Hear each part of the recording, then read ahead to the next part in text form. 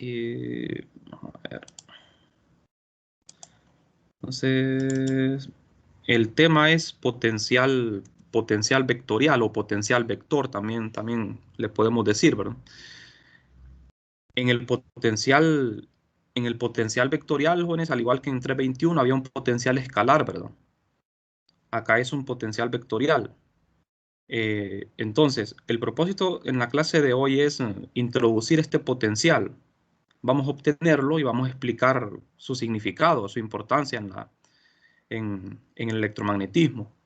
Entonces, nosotros por este teorema de Helmholtz, ¿verdad? Sabemos de que para conocer un campo vectorial necesitamos dos ecuaciones, que son el rotacional y la divergencia del campo, ¿verdad?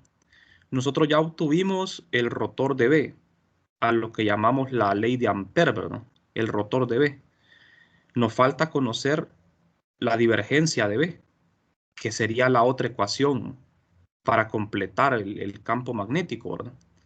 Entonces, la divergencia de B la obtenemos de una manera bien sencilla. Vamos a hacer unos cálculos, unos pequeños cálculos aquí para obtener la divergencia. Vamos a utilizar la ley de Biot-Savart para una corriente filamental. Entonces, si nosotros hacemos directamente la divergencia de B, le aplicamos el operador Nabla a través del producto punto. Entonces, aquí estas cantidades constantes las podemos sacar y el operador Nabla estaría actuando sobre el integrando, que sería esta parte que contiene el producto cruz. Entonces acá es donde vamos a hacer un pequeño cálculo. Vamos a obtener mediante identidades vectoriales este producto punto. Aquí habría un producto cruz y un producto punto, ¿verdad? Entonces, para desarrollar esto, vamos a emplear esta identidad vectorial. Tenemos el producto punto de un producto cruz, de dos vectores. Entonces, la identidad vectorial es esta. Esto que ven acá. ¿Cómo lo vamos a aplicar? Vamos a identificar acá lo que está en corchetes. ¿Quién sería A? A sería el DDS' y B, el vector B sería R unitario entre R cuadrado. De manera que al tener identificados estos términos, utilizamos toda esta identidad y la expansión sería así, ¿verdad? B, que es esto, punto, el operador Nabla, cruz DDS, menos DDS, que es A, y el producto punto, aquí no hay un producto punto, ¿verdad? Aquí no. Aquí, ¿qué quiero decir? Que aquí me faltó ese producto punto. Entonces, punto, el rotacional de este vector. Entonces, vamos a ver. El DDS' depende únicamente de las componentes R', ¿verdad? De lo que está primado, por lo que es constante con respecto al operador Nabla. Entonces, esto significa que el operador Nabla actuando sobre DDS es 0. Recuerden que el operador Nabla es un operador vectorial. Son derivadas parciales, pero esas derivadas no le hacen nada a este vector porque las derivadas no están primadas y el operador este DDS está primado. Entonces lo toma como constante, por eso es 0. Acá, o sea, este término sería 0, el primero. ¿Qué pasa con el segundo? Vamos a ver. Este R unitario entre R cuadrado se puede escribir de esta forma, aplicando también identidades, ¿verdad? Este vector se puede expresar como negativo del operador Nabla actuando sobre una función escalar. Esto se llama gradiente, ¿verdad? Esto es un gradiente. El operador Nabla actuando sobre una función escalar es un gradiente. Entonces yo sustituyo este gradiente aquí. ¿Y qué sucede? Sucede que el rotacional de un gradiente es 0. Esto es una identidad. La tuvieron que aprender en 321, ¿verdad? El rotor de un gradiente es 0. Entonces significa que la divergencia de B es 0. Bastante fácil, ¿verdad? la manera en que obtuvimos la divergencia de B. No sé si tienen alguna pregunta hasta acá. Esto es más que todo álgebra, ¿verdad? Álgebra con vectores. Aquí no hay tanta física aquí, ¿verdad? Es casi solo matemática. Entonces, el resultado importante era este. La divergencia del campo magnético es 0. Y este resultado es general, ¿verdad? Este resultado siempre va a ser válido. Nunca lo vamos a tener que modificar. No existen contraejemplos, ¿verdad? Que contradigan este resultado. Siempre se cumple en toda situación. Entonces, esta es una de las ecuaciones de Maxwell del electromagnetismo y nunca va a sufrir modificaciones. También se le conoce como la ley de Gauss del magnetismo, aunque no es muy común llamarle así, ¿verdad? Es la ley de Gauss del magnetismo. Este resultado nos dice que B es un campo solenoidal. Acuérdense que todo campo vectorial cuya divergencia es 0 se le llama campo solenoidal. Por eso es que es tan importante el solenoide en 415, porque el campo magnético de un solenoide es un campo magnético cuyas líneas son cerradas, ¿verdad? Y cuando un campo vectorial, las líneas son así, cerradas, decimos de que el campo es solenoidal, de ahí viene el nombre, ¿verdad? De campo solenoidal. Entonces, esta ecuación, también, si lo vemos desde otro enfoque, nos revela la no existencia de los monopolos magnéticos. O sea que el campo magnético no tiene fuentes escalares. ¿A qué se refiere esto? Como la divergencia es 0, significa que el campo no está ni saliendo, ni brotando, ni convergiendo a un punto. ¿Estamos de acuerdo? Al ser 0 significa que el campo magnético no tiene fuentes escalares. No sale, no nace ni muere en un punto. Por eso es que las líneas son cerradas. Ni nacen ni mueren. A diferencia de las líneas de campo eléctrico, ¿verdad? Las líneas de campo eléctrico nacen o mueren en cargas. En este caso no existen cargas magnéticas, pero entonces no tiene sentido hablar de fuentes escalares. Yo siempre les comento a los estudiantes, ¿verdad? Hay como una anécdota, ¿verdad? De la cultura popular. Si ustedes han visto aquella famosa serie de la Big Bang Theory, ¿verdad? Que es una serie muy famosa. Ahí hacen una mención a esta ecuación en uno de los capítulos. Ellos se encargan como de querer contradecir esta ecuación, ¿verdad? Asumiendo de que sí existen los monopolos magnéticos. Entonces, no sé si ustedes han tenido la oportunidad de verlo, ¿verdad? Pero es muy bueno, ¿verdad? Porque hacen referencia a esta ecuación. Cuando uno dice que los monopolos magnéticos no existen, nos estamos refiriendo a esta ecuación. ¿De acuerdo? Los monopolos magnéticos no existen. En el caso eléctrico sí existen los monopolos eléctricos.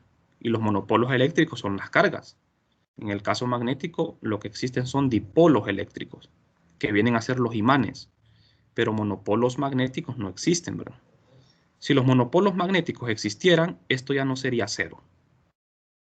¿De acuerdo? Esto ya no sería 0. Entonces vamos a hacer una especie de analogía acá con el caso eléctrico. En el caso eléctrico tenemos que la divergencia no es 0 y en el caso magnético es 0.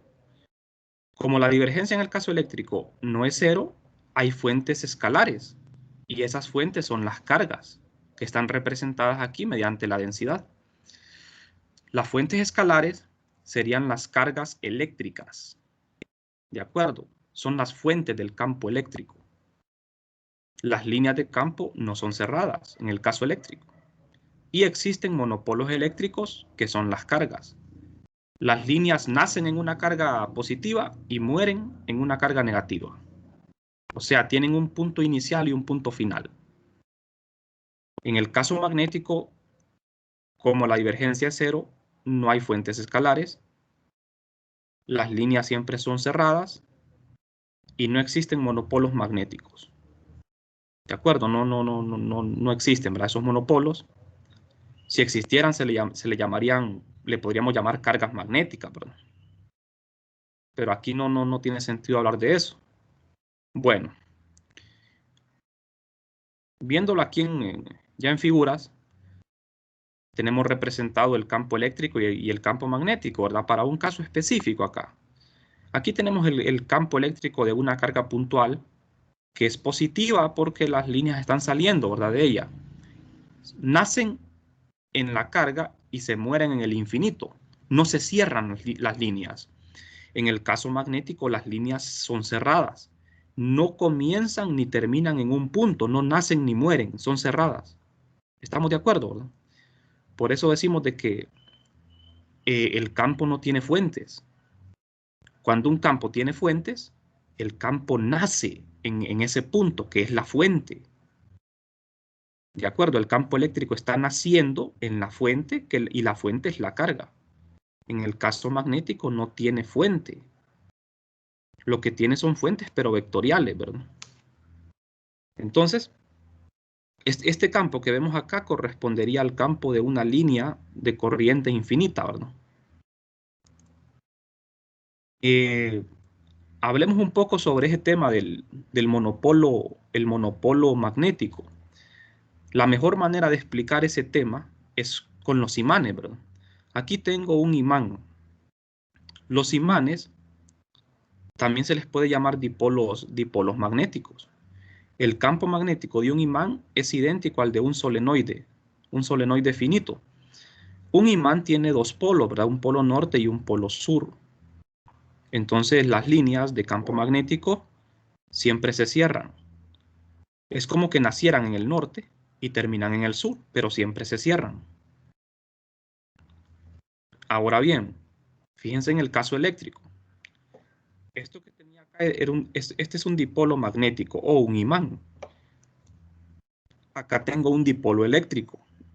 El dipolo eléctrico, como ustedes bien saben, está formado por dos cargas de igual magnitud, signo contrario. El caso del dipolo eléctrico es muy diferente porque las líneas de campo nacen en el polo positivo y mueren en el polo negativo. Las líneas, como ustedes ven, quedan abiertas. Las líneas no se cierran. No sé si lo logran palpar bien esto. O sea, las líneas de campo no se cierran. Nacen aquí y mueren acá. Nacen en un punto y mueren en otro. No se cierran. ¿De acuerdo? En el caso magnético sí se cierran. Ajá. Entonces, ¿qué sucede en el caso magnético? ¿Por qué es tan especial el caso magnético? Cuando yo tengo un imán, el imán siempre tiene un norte y un sur, dos polos. Esos polos son inseparables. Si yo rompo un imán, ya sea por mitad o no, una tercera parte, le quito una tercera parte, el imán siempre va a quedar conformado por un polo norte y un polo sur. Y si lo sigo dividiendo, lo mismo, voy a seguir teniendo un norte y un sur. O sea que en el caso magnético es imposible arrancarle un polo a un imán. O sea, es imposible aislar un polo. En el caso eléctrico sí se puede. Aquí tengo un dipolo. Yo puedo agarrar una carga de este dipolo y ya tengo un polo separado, ¿verdad? Si yo le quito una carga, es como que le esté quitando un polo y me quedo con un monopolo. ¿De acuerdo? En el caso magnético eso no se puede, ¿verdad? Yo no puedo quitarle un polo al imán. Siempre voy a seguir teniendo un imán formado por dos monopolos. Entonces, como ven acá, siempre vamos a tener esta situación, ¿verdad? Siempre se nos va a presentar lo que es un dipolo magnético, sin importar cuántas veces lo dividamos. Entonces, continuando, no sé si tienen preguntas hasta acá.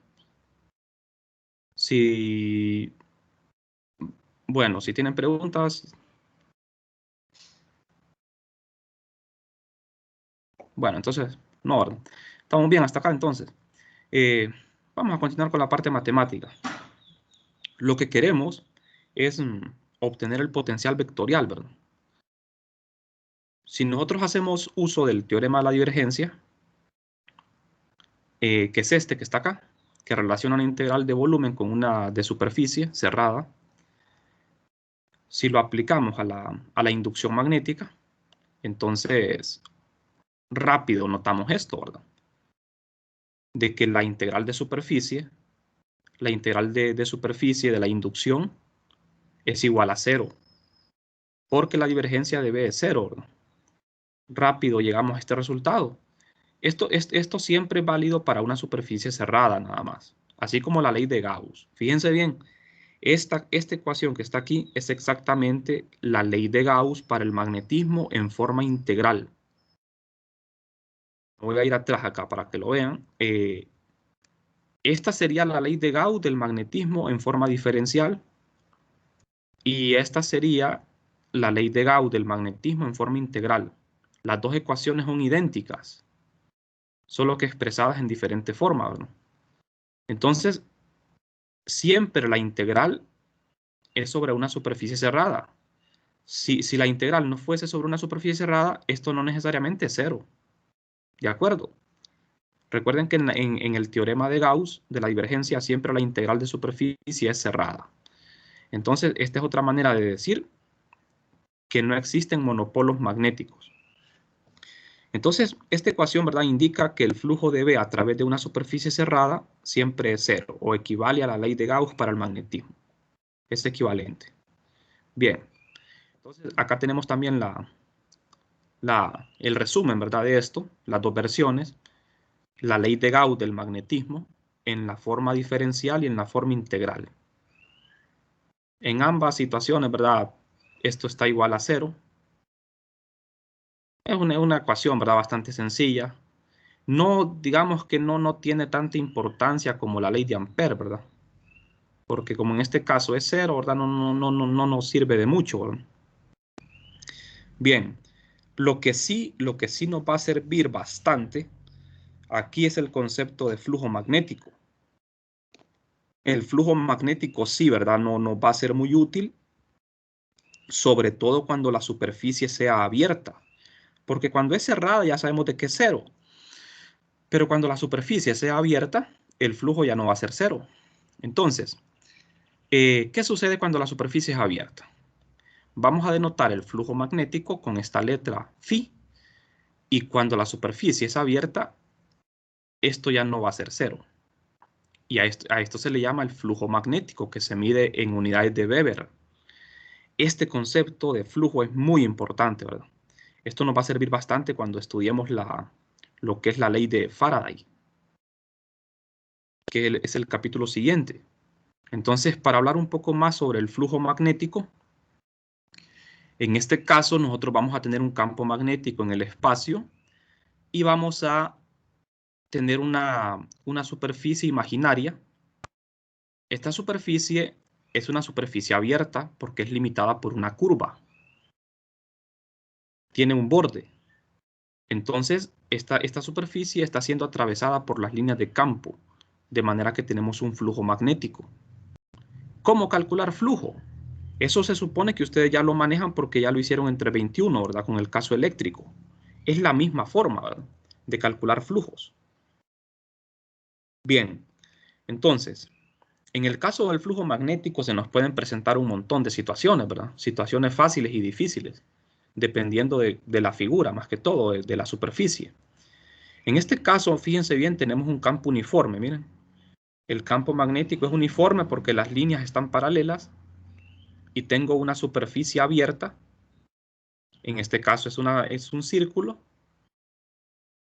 Siempre se define un vector perpendicular al área, definido por la regla a la mano derecha, ¿verdad? O sea, la circulación de la trayectoria tiene que ser clave aquí.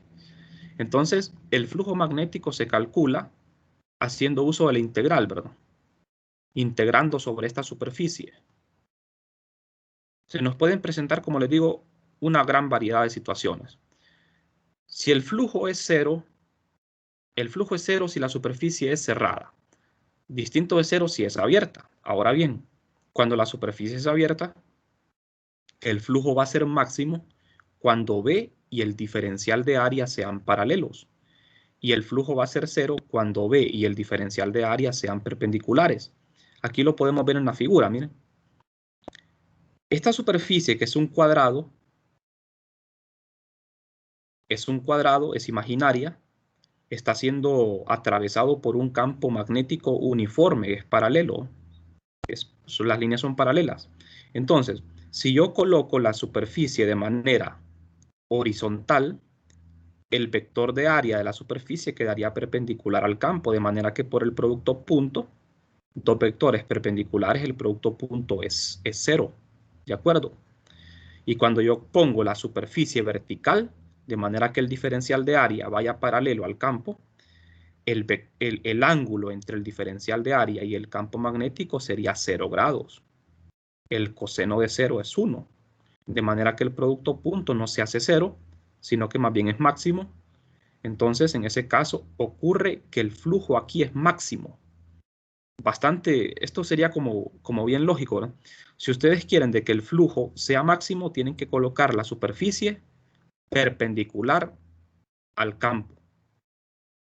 Y si quieren que el flujo sea 0, colocan la superficie de forma horizontal, de manera que las líneas sean paralelas a la superficie, ¿verdad? Aquí no hay flujo atravesando, aquí sí hay flujo atravesando. Y si colocan la superficie un poco inclinada, el flujo va disminuyendo, iría disminuyendo. No sé si hasta el momento tienen alguna pregunta. Ingeniero, Ajá, bien. Eso nosotros lo definimos a conveniencia. O depende del ejercicio. Sí, eso va a depender del problema, ¿verdad? A usted en un determinado problema le van a decir en qué forma está ubicada la superficie y en qué sentido va la circulación. Porque para definir el vector de área, uno no lo define de manera arbitraria. Esto queda definido por la regla de la mano derecha, porque cada superficie, las superficies van a tener una flecha en la orilla, ¿verdad? Esa flechita, por ejemplo, aquí no aparece. Pero si el vector de área, usted ve, este vector que aparece aquí en morado, sería el vector perpendicular a la superficie. Por la regla de la mano derecha, usted dobla los 4 dedos en la circulación de la trayectoria y el pulgar le indica la dirección del DDA. Entonces, cada superficie abierta tiene que tener una flechita que indique la circulación de la trayectoria, ¿verdad? Si va en sentido horario o antihorario. Entonces, eso le permite a usted definir el vector de área. Aquí, por ejemplo, en las figuras no se observa, ¿verdad?, la flechita, pero el diferencial de área a usted le permite identificar que la circulación de la trayectoria iría en este caso en ese sentido, de tal manera que el pulgar le quede en la dirección del DDA, ¿verdad? Bueno, aquí tienen ustedes otra figura, miren. Tenemos un campo magnético uniforme, y tenemos una superficie imaginaria que es un rectángulo azul. En ambos casos, miren, el rectángulo se encuentra dentro de ese campo, pero se encuentra ubicado de manera diferente. Aquí, este rectángulo está a un ángulo teta y aquí está horizontal. De manera que el flujo aquí es mayor que acá. Porque aquí las líneas, miren, hay más líneas atravesando el rectángulo. Porque el vector de área de este rectángulo quedaría paralelo al campo y aquí no quedaría paralelo. Entonces, por esa razón, aquí el flujo sería mayor que acá. Estos campos son uniformes, ¿no? Es muy extraño encontrarse campos magnéticos uniformes, ¿verdad? Es muy extraño porque en la mayoría de los casos los campos magnéticos son variables. Pero se pueden producir, ¿verdad?, de alguna manera. Con algunos dispositivos se pueden crear campos aproximadamente uniformes. Bueno, por ahora el tema del flujo lo vamos a dejar aquí, ¿verdad? Este tema de flujo lo vamos a abordar en más detalle en el capítulo de la ley de Faraday. Vamos a hablar un poco sobre lo que son las condiciones de frontera para B. Con la ecuación de la divergencia, con la divergencia de B, nosotros podemos obtener lo que son las componentes normales, ¿verdad?, de B. A ver si son continuas o discontinuas. Entonces, lo que se hace aquí es lo de siempre. Colocar un volumen imaginario en medio, entre dos medios diferentes, ¿verdad? El medio 1 y el medio 2, que tienen propiedades diferentes. Entonces, este pequeño cilindro imaginario tiene una altura h y tiene un área delta A. Nosotros vamos a hacer de que h tienda a 0, para que en vez de un volumen nos quede una superficie. Nos quede una superficie justo en la capa de transición, ¿verdad? Entonces, lo que vamos a aplicar es esta ecuación que aprendimos entre 21. Esta ecuación me permite averiguar las componentes normales. La fórmula aquí está general. F es un campo arbitrario.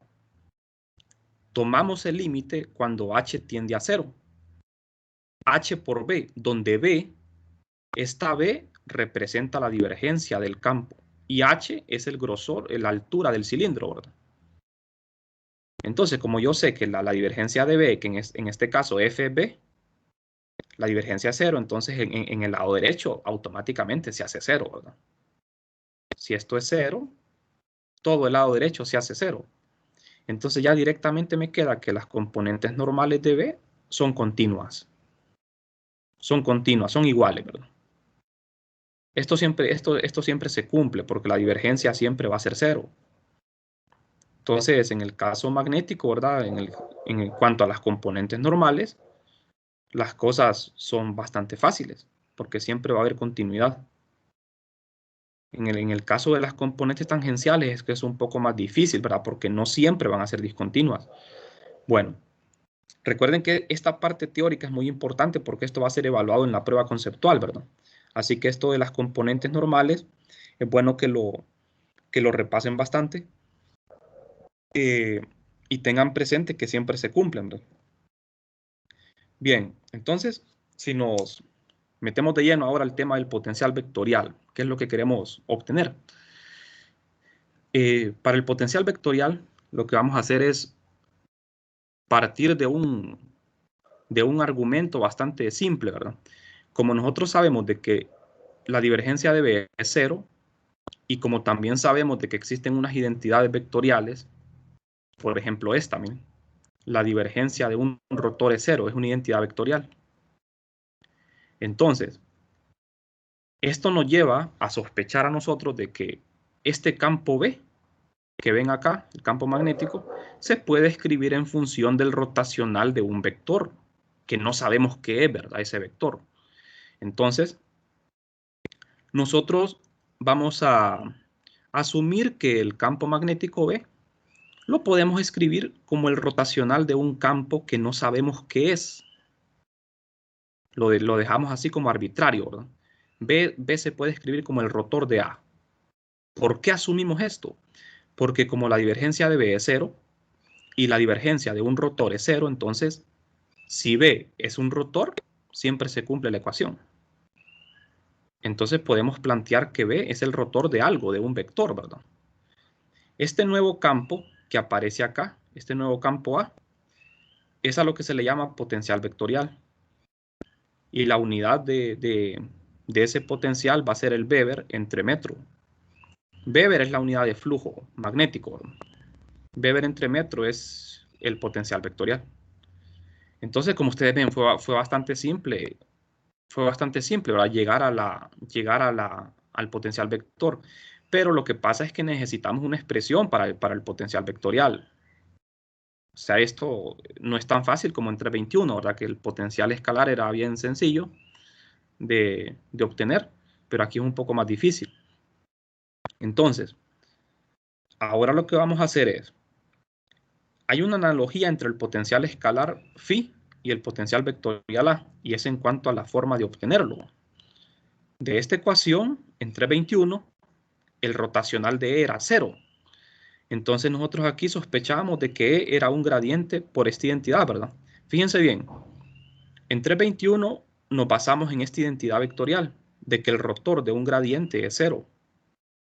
Entonces, como el rotor de E es 0, E es el gradiente de un campo. Y acá, como la divergencia de B es 0, B puede ser el rotor de un campo. Entonces, haciendo la analogía, ¿verdad? En 321 llegamos a que el campo eléctrico era el negativo del gradiente de phi, donde phi es el potencial escalar. Y en 415 tenemos la ley de Gauss, y como la divergencia de un rotor es cero, aquí nomás definimos de que B es el rotor de un vector, donde A es el potencial vector. Entonces, ahora la pregunta es, ¿quién es A? ¿Cómo vamos a escribir A? Como necesito una expresión para A, para obtenerlo de manera directa. Porque así como está esta ecuación, fíjense bien, si a ustedes les piden calcular el potencial vectorial con esta ecuación, se puede hacer. Lo que pasa es que es bastante complicado, porque usted necesita conocer el campo magnético y resolver una ecuación diferencial por integración, ¿verdad? Pero ¿qué pasa si yo quiero calcular un potencial vectorial de forma directa? Cuando digo de forma directa me refiero a sin necesidad de conocer el campo magnético, yo lo puedo encontrar. Entonces, como queremos saber eso, lo que vamos a hacer es, usamos la ley de Biot-Savart, ¿verdad? ¿Qué es esto? No sé si hasta acá tienen alguna pregunta, Juan. Este potencial vectorial es muy diferente al potencial escalar de 321, ¿verdad? El potencial vectorial es más difícil que el escalar. Y siempre tiene una cierta ambigüedad, ¿verdad? Que ahí vamos a ir nosotros viendo en más detalle, ¿verdad? Más adelante. Bueno, entonces, el integrando de la ley de Biot-Savart la vamos a escribir de otra manera. Vamos a utilizar esta identidad vectorial, que es el rotacional del producto de un escalar por un vector. Esto se puede expresar de esta forma. Entonces, esto que ven acá, que aparece en el integrando, yo lo voy a escribir de esta manera, miren, porque yo sé que R unitario entre R cuadrado se puede escribir como el gradiente de 1 sobre R. Entonces, esto que ven acá en el lado derecho es idéntico a esto que ven acá. El rotacional, solo que aquí aparece en desorden, no aparece bien ordenado. Entonces, vamos a ver. Trabajamos con esta parte y haciendo uso de esta identidad, lo escribimos de esta manera. Ahora, este término se anula porque el operador nabla es un operador diferencial que al actuar sobre DDS' lo toma como constante, es cero, porque DDS' depende de las cantidades primadas, mientras que el operador nabla no depende de las cantidades primadas. Entonces, por eso al derivarlo, lo asume como constante y es cero. Me queda solo este término, que es el operador nabla cruz esto, pero R depende tanto de las cantidades primas como no primas, ¿verdad? Entonces, me quedaría de esta manera. El operador nabla aquí, como ven, lo podemos extraer de la integral, ¿verdad? Lo podemos sacar de la integral y expresarlo de esta manera. Entre paréntesis, metemos todo lo que no tiene que ver con el operador nabla. Así de esta manera. Y lo que está entre paréntesis, por analogía, sería el potencial vectorial. Porque fíjense bien, esta ecuación B es igual al rotor de A, es idéntico a esto que tengo acá, ¿ve? B es igual al rotor de esto y B es igual al rotor de A. Entonces, lo que está en paréntesis es A. De manera que ya tenemos la forma directa de cómo calcular el potencial vector. Esta sería la expresión. Lo obtuvimos para corriente filamental, pero igual es válido para corrientes volumétricas o superficiales, ¿verdad? Solo habría que cambiar el elemento de corriente. Entonces, esta es la expresión directa para obtener A. Este es el método directo. Sin necesidad de conocer campo magnético, yo puedo conocer A. Entonces, aquí ustedes se dirán, ¿y para qué sirve el potencial vectorial? Bueno, si usted conoce el potencial vectorial, usted calcula B por derivación. ¿De acuerdo? O sea, que si a mí me dan un potencial vectorial, yo calculo B simplemente aplicándole el rotor. Lo que pasa es que ahí hay un problema, ¿verdad? Hay un gran problema con el potencial vectorial. Y ese problema es bastante grande, ya vamos a irlo viendo más adelante. Entonces, en el caso de que exista más de una corriente filamental, ¿verdad? Ahí está, simplemente hacemos una sumatoria. Extendemos esto, ¿verdad? Y lo sumamos. Y si tenemos corrientes distribuidas, o sea, que sean volumétricas o superficiales, vamos cambiando el elemento de corriente por un elemento de superficie o uno de volumen. Y estas serían las tres formas de obtener el potencial vectorial de manera directa. Fíjense que esta forma directa es la más difícil en realidad. Existen métodos más fáciles de obtener A, que son resolviendo una ecuación diferencial más bien. Raras veces vamos a hacer uso de estas ecuaciones, ¿verdad? Porque esto nos complica más bien la vida. Entonces, lo más sencillo es hacer uso más bien de la ecuación diferencial, o sea, de esto. Esta es una ecuación diferencial, entonces, a partir de esta ecuación diferencial, ustedes pueden obtener A por integración. Se le llama forma indirecta, ¿verdad? Porque en la forma indirecta, ustedes conocen el campo magnético y obtienen A. Mientras que en la forma directa, ustedes no conocen el campo magnético. Bueno, entonces, el potencial vectorial de una carga puntual también lo podemos obtener, ¿verdad? Si nos acordamos del capítulo 12, quiero decir, el capítulo 14 fue, ¿verdad? De que dijimos que una carga puntual moviéndose con velocidad v es equivalente a un elemento de corriente filamental. Entonces aquí, en vez del elemento filamental de corriente, yo puedo colocar la carga, el producto de la carga por su velocidad. Pero la integral desaparece porque como es una carga puntual, entonces me queda que el potencial vector es esto, para una carga puntual. Bien, jóvenes, no sé si tienen alguna pregunta hasta acá.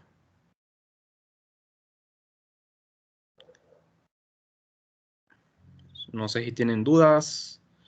Ese resultado de la carga puntual sería válido, ¿verdad? En el caso de que la velocidad de la carga fuese mucho menor que la de la luz, ¿verdad?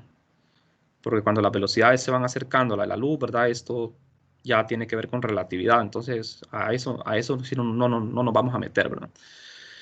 Bien, la idea de encontrar el potencial vectorial y luego el campo B mediante diferenciación, ¿verdad? Esa es la idea aquí. Entonces, usted va a calcular el potencial vectorial y después, posteriormente, va a calcular el campo por diferenciación. O sea, va a ser las derivadas. O lo puede hacer al revés. El método inverso sería, si a mí me dan el campo magnético, yo puedo calcular A resolviendo la ecuación diferencial mediante integración, que también es un método para obtener A. Y en muchos casos es el método más empleado, ¿no? Bien, por la clase de hoy nos vamos a quedar aquí. Mañana vamos a ver esto de la divergencia de A y el rotacional de A también. Bueno, el rotacional de A ya lo tenemos, pero vamos a abordar más en detalle esta ecuación porque aquí surge una ambigüedad con respecto al el campo vectorial, ¿verdad? Tenemos un problema con los potenciales vectoriales. Ese problema es que no son únicos, ¿verdad? Que pueden existir una gran cantidad de ellos. Entonces eso lo vamos a estudiar el día de mañana. No sé si tienen preguntas.